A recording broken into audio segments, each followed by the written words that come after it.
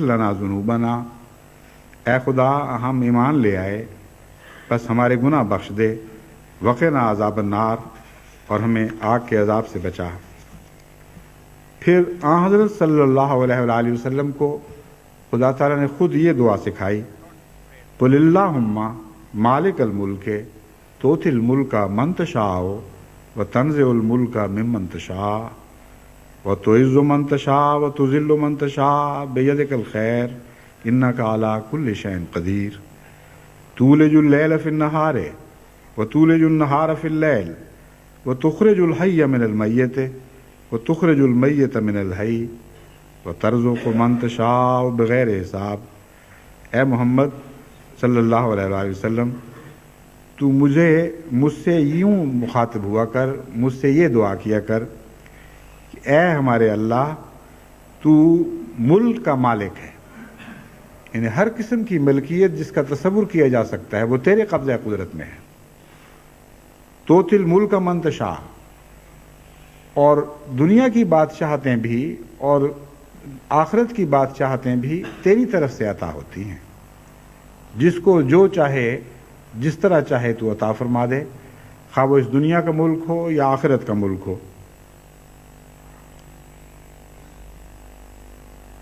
وہ تنزع الملک ممن تشاء، لیکن تو چھیننے کی بھی طاقت رکھتا ہے، جب چاہے کسی کو نااہل قرار دے کر اس سے اپنا عطا کردہ ملک واپس لے لے۔ وتعز من تشاء وتذل من تشاء، تو جس کو چاہتا ہے عزت بخشتا ہے اور جس کو چاہتا ہے اسے ذلیل ہونے دیتا ہے، لیکن بیدک الخیر، تیرے ہاتھ میں خیر ہے، بھلائی ہے،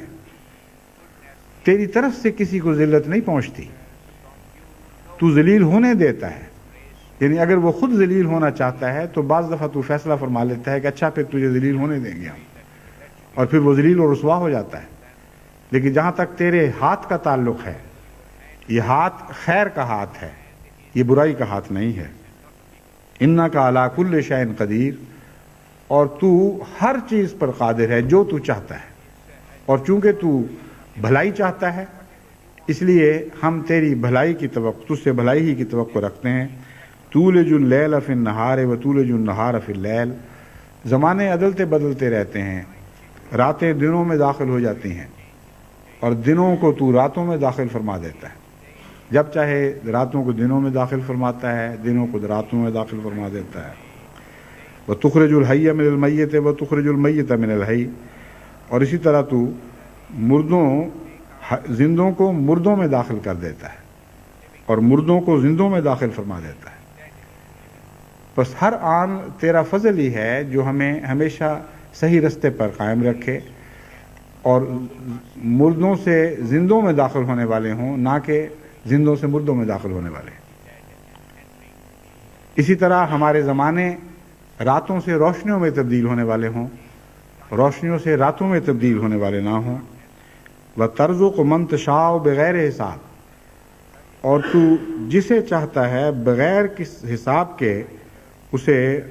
رزق عطا فرماتا ہے۔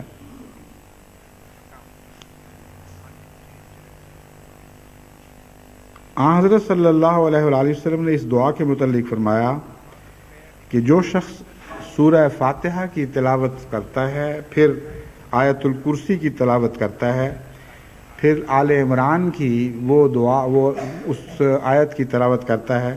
جس میں اللہ تعالیٰ فرماتا ہے شہد اللہ انہ لا الہ الا ہو والملائکۃ اولو العزم قائما، شہد اللہ انہ لا الہ الا والملائکۃ اولو العلم قائما بالقسط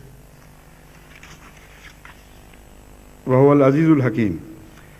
کہ اے خدا، شہد اللہ، اللہ تعالیٰ گواہ ہے اس بات کا، انہ لا الہ الا ہو،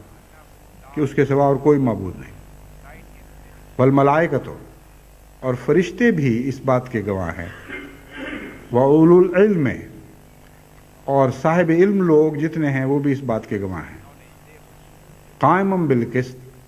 خدا تعالیٰ اور خدا تعالیٰ کے اطاعت کرنے والے سارے ہمیشہ انصاف پر قائم رہتے ہیں، اور وہ عزیز بھی ہے اور حکیم بھی ہے، وہو العزیز الحکیم۔ اس آیت کی تلاوت کرتے ہیں اور پھر یہ دعا پڑھتے ہیں جو میں نے ابھی آپ کے سامنے پڑھی ہے۔ فرمایا کہ جو شخص بھی ہر فرض نماز کے بعد یہ دعائیں کرے گا اس کے لیے اللہ تعالیٰ فرماتا ہے میں نے جنت بطور ماوا مقدر کر دی ہے اور اسے جنت الفردوس میں سکونت عطا کروں گا، اور ہر روز 70 مرتبہ اسے اپنے دیدار سے مشرف کروں گا۔ یہاں لفظ 70 جو ہے اس کے متعلق بتانا ضروری ہے کہ عربوں میں یہ ایک عدد ہے جو کثرت کی علامت ہے، یعنی بکثرت میں اسے دیدار نصیب کروں گا، کو عرب یوں بھی بیان کرتے ہیں کہ 70 مرتبہ۔ تو اس سے مراد ظاہری طور پر 70 نہیں ہے، بعض تو ان جنتوں میں ایسے بھی ہوں گے جیسے حضرت محمد مصطفیٰ صلی اللہ علیہ وسلم جو ہمیشہ دیدار کی حالت ہی میں رہیں گے۔ اور ساتھ ہی اس جو نسخہ آپ کے سامنے پیش کیا گیا ہے اس کو حضور صلی اللہ علیہ وآلہ وسلم نے فراخی رزق کا نسخہ بھی بیان فرمایا ہے۔ بس وہ لوگ جو مختلف قسم کی تنگیوں میں مبتلا ہوتے ہیں ان کو اسی ترتیب سے یہ دعا کرنی چاہیے، جس کا آخری ٹکڑا یہ ہے ترزق من تشاء بغیر حساب۔ تو ان سب دعاؤں سے گزرنے کے بعد جب ترزق من تشاء بغیر حساب تک پہنچیں گے تو اللہ تعالیٰ